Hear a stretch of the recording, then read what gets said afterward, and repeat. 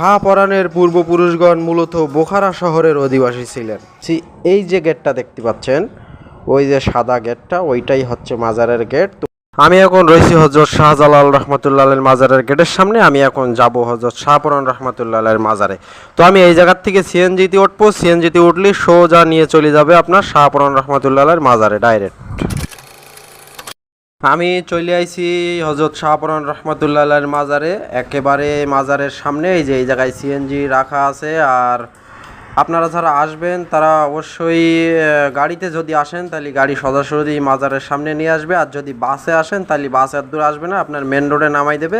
ওইখান থেকে হয়তো 1 মিনিট থেকে 2 মিনিট আপনি হাঁটলেই চলে আসবেন মাজারের ভেতরে।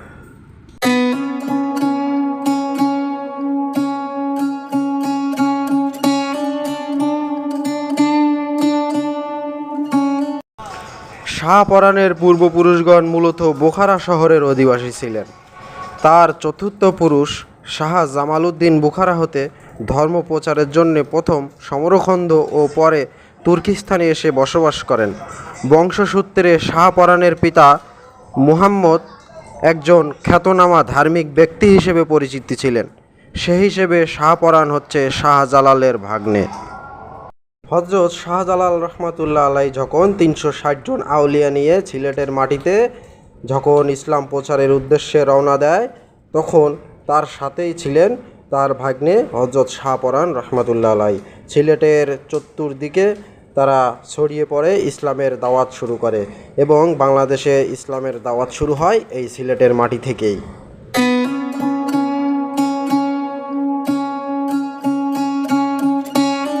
প্রিয় দর্শক, চলেন এবার আমরা একটু ওপরের দিকে যাই। এখন মাজারের মূল অংশে একটু যাব ওপরের দিকে। তো মাজারটা হচ্ছে একটা পাহাড়ের টিলার উপরে অবস্থিত। আর পাশেই আছে ওই যে ওই পাশে কিছু কবর আছে, আমার হাতের বাম সাইডে কিছু কবর আছে।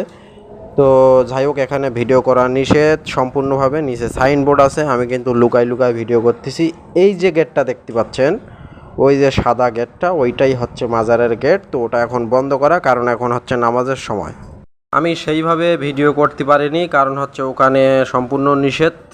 তারপরেও একটু চেষ্টা করেছি আপনার সাথে শেয়ার করার। আপনারা প্লিজ আমার চ্যানেলটা একটু সাবস্ক্রাইব করে দেবেন, পাশে থাকার বেল আইকনটা বাজাইয়ে আমার সাথেই থাকবেন। আমি চেষ্টা করব সব কিছু আপনাদের সাথে শেয়ার করার। ভালো থাকবেন।